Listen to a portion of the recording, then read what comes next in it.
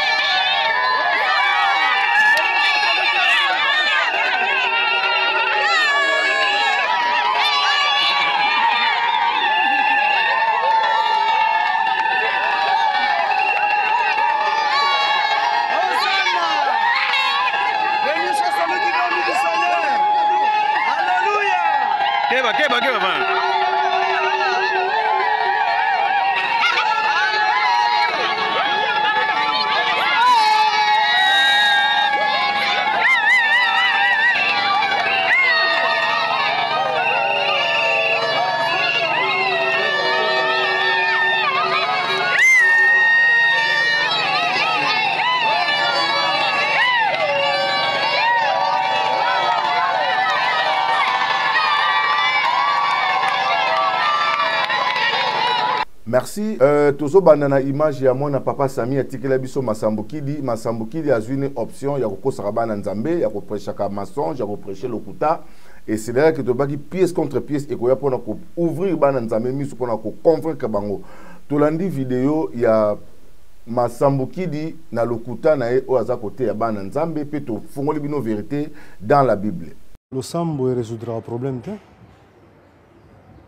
Est-ce que so tse biloko na nzungu yolam tse biloko na nzungu tse na moto ufuka mosambele bela mbamo ebeli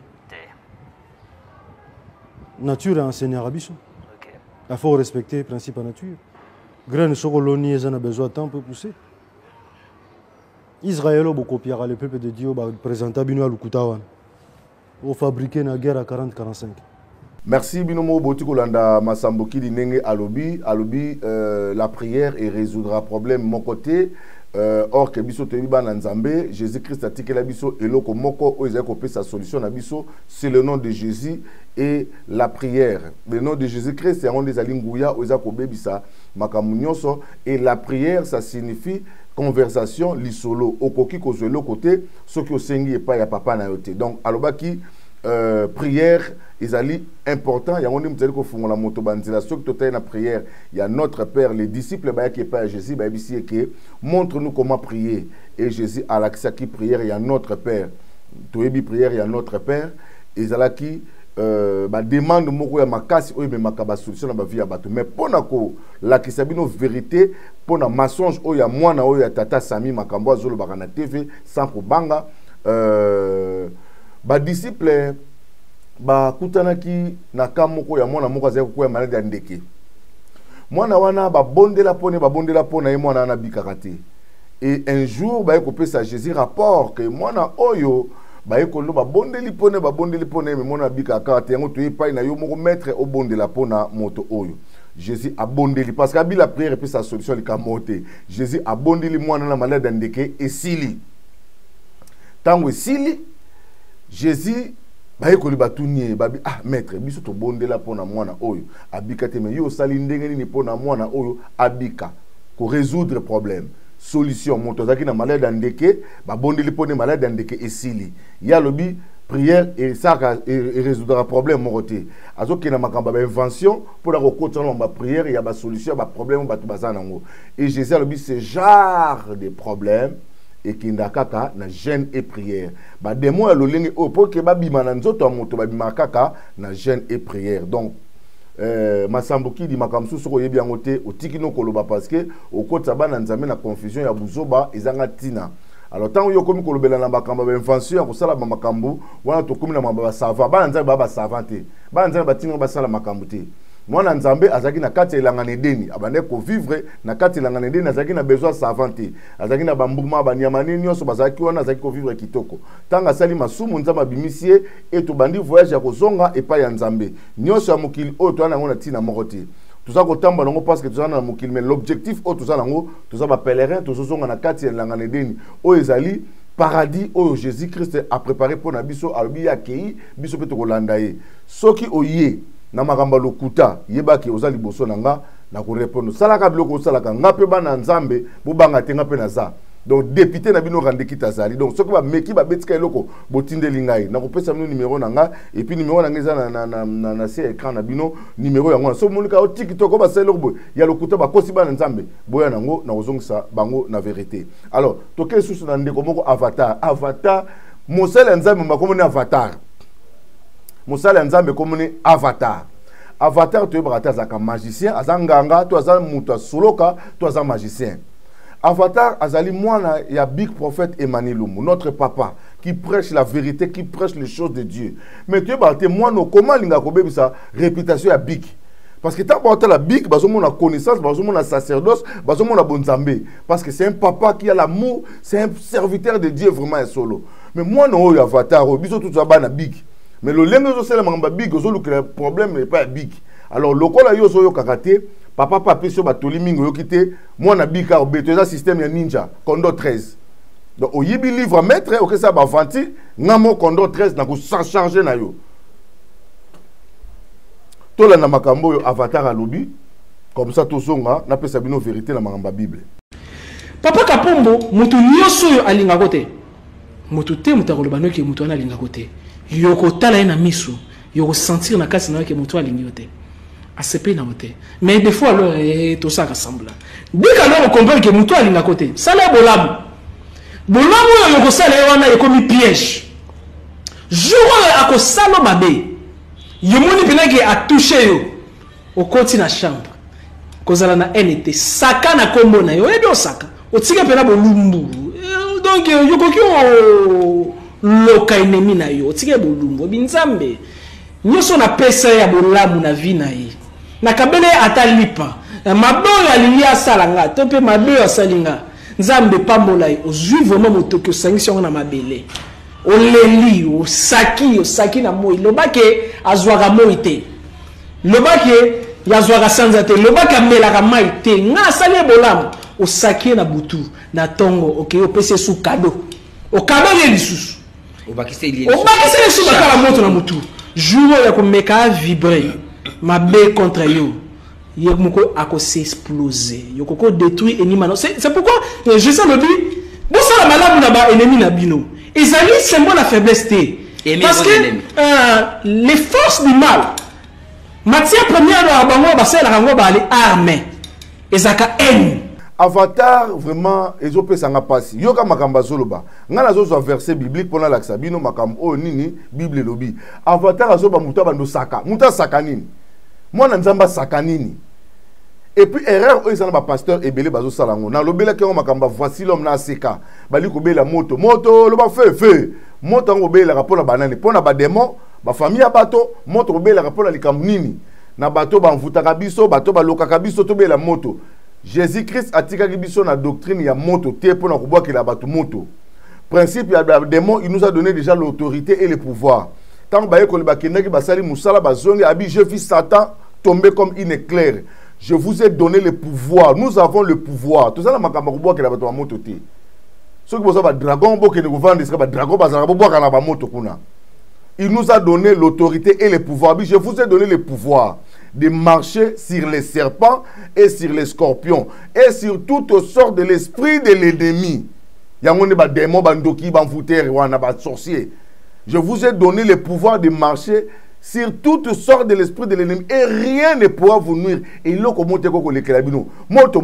fais un tokotuna voici l'homme alors bino bozo bao pardon to limbisa aimer vos ennemis et ça maté ya kala nazotal sabili ça maté ya kala ça principe biblique bato no bazo pratiquer ba moto bato no bazo linga ba boma banguda na bango boye ba ke bo kende li felo noir sur blanc na Bible totangi Bible Matthieu chapitre 5 to banina na verset 17 to kitana se pototanga na verset 43 mais to bandina nous na verset 17 bino bato bobwaka moto mikolo nyonso banguna nanga bakufa bakomona boy bokomi kolanda ba pasteur oyo baza na connaissance ya mukie babebisaka mitu na bino.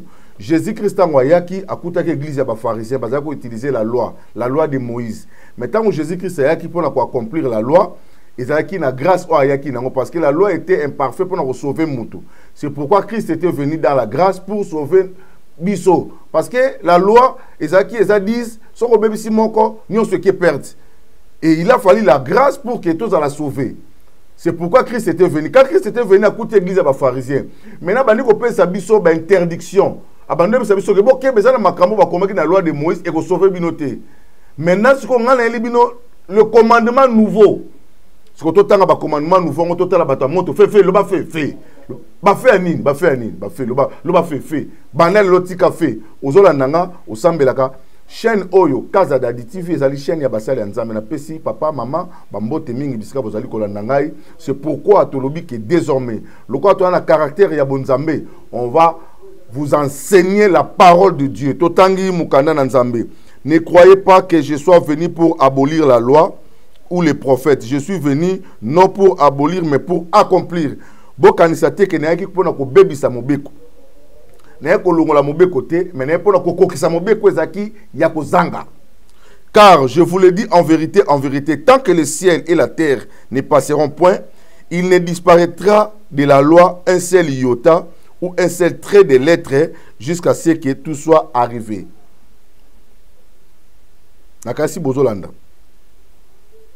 na ebisi bino ya solo lokola moi ekozalaka mbule ko bana ko beta mabele kozalaka ka bato bando ko vivre boyeba ke makambo no se komama na mikanda ezana eloko mote ko longa même très batiaki ekoko kisama. Celui donc qui supprimera l'un des plus petits commandements et qui enseignera aux hommes de faire de même sera appelé plus petit dans le royaume des cieux. Dans le royaume des cieux il y aura des plus petits. Mais celui qui observera et qui enseignera à les observer, celui-là sera appelé grand dans le royaume des cieux. Voici l'homme. Mukuna. Ba ono so botanga ba je sais abike ba oyo ba kotangisa makambo oyo ba kolongola eloko moko ba ko benga ma petit na royaume des cieux. Mais ba oyo ba ko tinda batu ba kokisa batanga makambo nyonso ndenge esengeli ba ko benga ma ba grand. Na kati ya royaume des cieux, il y aura des grands, il y aura des petits. Obako bengama. Car je vous le dis, si votre justice ne surpasse celle des scribes et des pharisiens, vous n'entrerez point dans le royaume des cieux.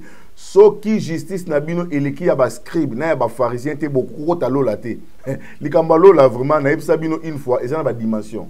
Lola mutuno so kota lola te mutuno so raté lola pona kaka makila batu mutuno so raté lola pona masumu et ça non seulement masumu et ça makamsu to sala e kozangisa biso lola abi justice na biso et les ka ba scribe na ba pharisien ba scribe wana ba nzambe ba pharisien wana ba nzambe et les ka ba scribe na ba pharisien toke na malem. Vous avez entendu qu'il a été dit. Vous avez entendu qu'il a été dit. Donc, qu'est-ce qu'on a écrit dans les pharisiens? Vous avez entendu qu'il a été dit aux anciens, tu ne tueras point, et celui qui tuera mérite d'être puni par le juge.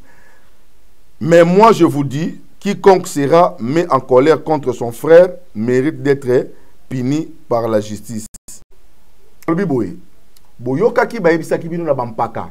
Moto akoki koboma moto te. Oya koboma moto bakokene na boloko ndenge mobeko pesi biso awa bazo condamner bato à mort. Mais ngana yebisi yo, moto nyonso ko se mettre en colère akosilikela ndeko na ye. Alali na kanda wana ayini ye na motema na ye. Azo mérité pe ba mema ye na boloko. Tala niveau justice na biso eleka ya ba scribe na ya ba pharisien. Okangika kanda na motema, kombe bozana bokangela bato bakanda, kombe bolobana kate. Bozo pe koteya bato, bozo teya banani, bozo teya banani. Yo zana binemi.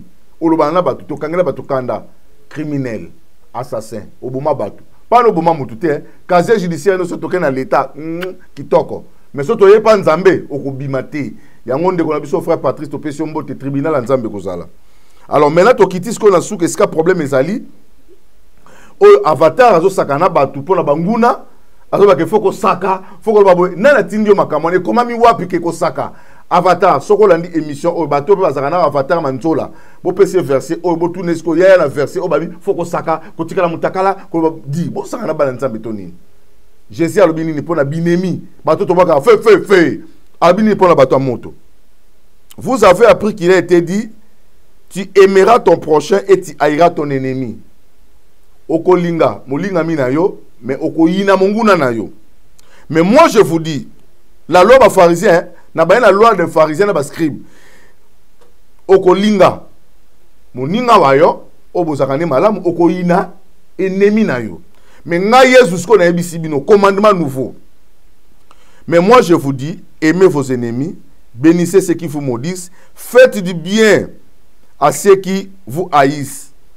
Et priez pour ceux qui vous maltraitent et qui vous persécutent, afin que vous soyez fils de votre Père qui est dans le ciel, car il fait lever le soleil sur les méchants et sur les bons, et il fait pleuvoir sur les justes et sur les injustes. Si vous aimez ce que vous aimez, quelle récompense méritez-vous? Les publicains aussi n'agissent pas de même. Et si vous saluez seulement vos frères, que faites-vous de l'extraordinaire? Les païens aussi n'agissent pas de même. Soyez parfaits comme votre Père céleste est parfait. Il y aura, il y a des parfaits.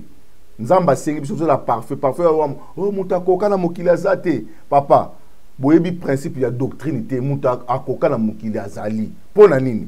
Ezalaka tamo kwa muke oto perdaka yango. Na minute na zabo, soki na sengi bolimbisi. Nzambe limbisanga, masumu eza suste, je suis devenu parfait. Soki na kufi na ke lola. Parce que lola empire au kotate, mutama sumu mutama be au kotate. Au moment où je me suis repenti na Nzambe, na moment wana, je suis parfait. Mais tant on a kotambola, soki na se retrouver que na sali mabe moko boye. Na finga kito awa na betaki libaku boye. Na mi sokoli makila Nzambe za ona tono. Atia tono esi la kate. Tono ya makila ezalaka. Et peto la kabiso mokolo nyonso. Alobi chaque jour bilamba na bino fo ezalaka petwa. Oh, alobi que makila ne soko rendre biso plus blanc que la neige. Lavé dans le sang de l'agneau. Wana kanisi Israël mutombo. Oh, je serai plus blanc que la neige. Plus blanc, blanc, plus blanc.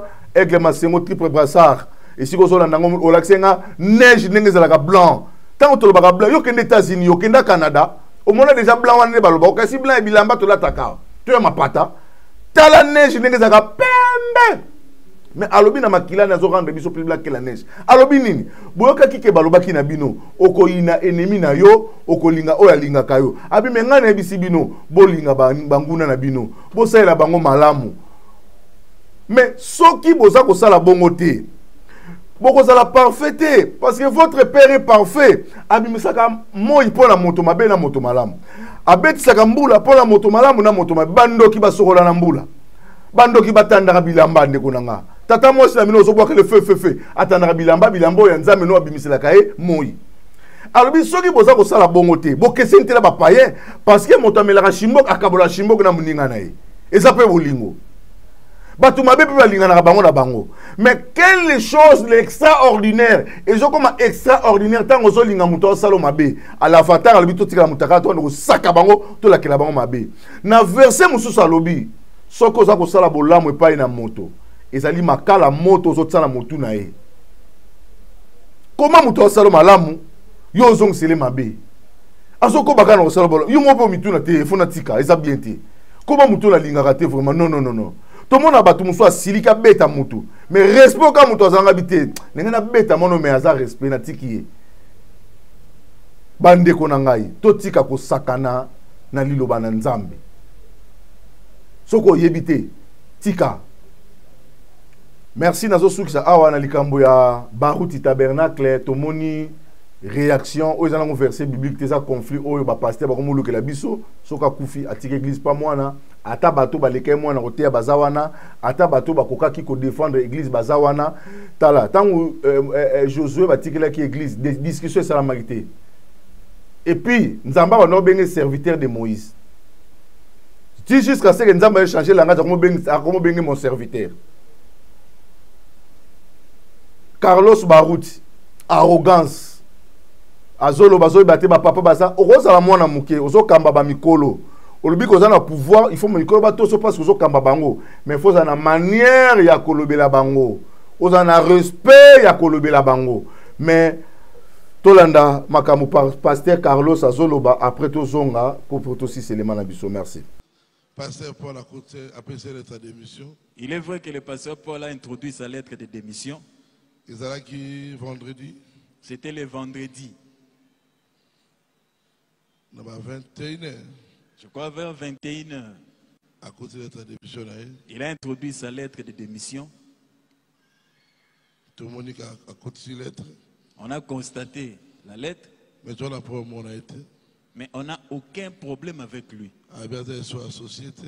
Il a dit qu'il n'est plus associé ici. Il n'est plus membre de Baruti Tabernacle. Pas de problème. Il n'y a aucun problème. Tu as accusé réception. Nous avons accusé réception. Ce que vous avez vu là, la lettre qu'on publie là, ce n'est pas nous qui avons publié. Ce sont ceux qui ont reçu l'accusé de réception qui ont publié. Nous, on n'a pas publié ça. C'est notre frère. Nous l'aimons. Que Dieu vous bénisse. Kaka tanga si siango mbala moko tindi lettre abina ko kanga mamba boete. No ko kanga mamba makanga boete. Et puis biso taba branamiste. Frère Branham m'a dit, et c'est makambo yo Carlos Osal, frère Branham m'a dit ça. To comme la fin, frère Branham a loba blonga. To comme la fin de l'année. Oh amoni en clair tactique a signé ta renouvelé to comme la fin de l'année. Bible lobi soki am moko aza sauvé fete sala manalola. Maintenant tant yo mutazo bimake esika ke yebani tozana esenga bi etali biso te ake na ye biso tona problème te biso a problème ezate bato bazo bima l'église. To moni déjà moko abimi to ko sango ba ko bime belé. Parce que la manière dont Carlos a entamé cette église frère Branham n'a pas dit ça. Frère Branham n'a pas dit ça. C'est ça le message à les versets bibliques. Carlos, répands-toi. Kene ko luka papa wana bondele psa zonga na église. Ah, Jésus appelle si parabole. Hein, Jésus appelle si parabole. Ya moto moko azaki na bampate na ye moko abunya tike bele ke luka moko. Hein? Boni to te biloti na ndeni. To pasola nzoto na pasoka munoko pona te ya. Oyebi histoire wana te ya Bible. Mpata bungo zo sepela. Eh Jésus le bon berger, Jésus le bon berger. Ndeko nanga yo zolanda ngai to komi na suka élément na biso. Bo perdre likia te soki tolinga ko perdre likia ezalaki soki yezo eshua ki tolobaka boye bato nyonso ba prophète nyonso ba ki na ancien testament na ancienne alliance basala ba mabe Jésus benga bango ba miyibi baza batu mabe o Moïse o Abraham o nani Jésus atsa bango mupanzi. Notre modèle chez Jésus soko sali église ya Samson bakokato suki na Delila suka na yo bakoboma yo okufa. Mais si on sait l'église à Jésus-Christ, au Koufate, babomio au siècle au Kelikolo. Au Kelandaï. Donc notre modèle, c'est Jésus-Christ. Notre modèle n'est pas Moïse, n'est pas Abraham. Bango bazab exemple, tout ça va avoir côté positif. Yebaka ngona mutuno bale, oh pasteur moi sali boy, ah j'hésité. Tolanda Jésus, tolanda pasteur wanate. Yete mutakufela kibiso. Mutakufela kibiso comme on est Jésus. Lui qui n'a point commis les péchés, mourir, ressuscité des morts. Il siège à la droite de Dieu. Il reviendra pour nous sauver. Nasuki Nanzembo Oyo. quand la bataille sera terminée, des Bibles seront fermées. Nous déposerons nos armes et nous voyagerons comme les pensent dans les heures. Moi je sais qu'il est vivant. Je sais que mon Rédempteur est vivant et que le Saint-Esprit, c'est le sceau de la promesse. Oh. Vivant, il m'aima, mourant, il me sauva. Enseveli, il emporta mes péchés au loin. Ressuscitant, il me justifia. À jamais pour être libre. Un jour, il va venir. Aucun jour glorieux. Un jour, il va venir. Aucun jour glorieux. Na salle encore aboué. Patati patata. Tout coutane prochainement. Merci. Chef Nassisi. Eh. Na limo na version de na zaki na caméra. Encore. Oh Seigneur Jésus-Christ. Eh, yoka biloko yangwana. Eh, okomingai.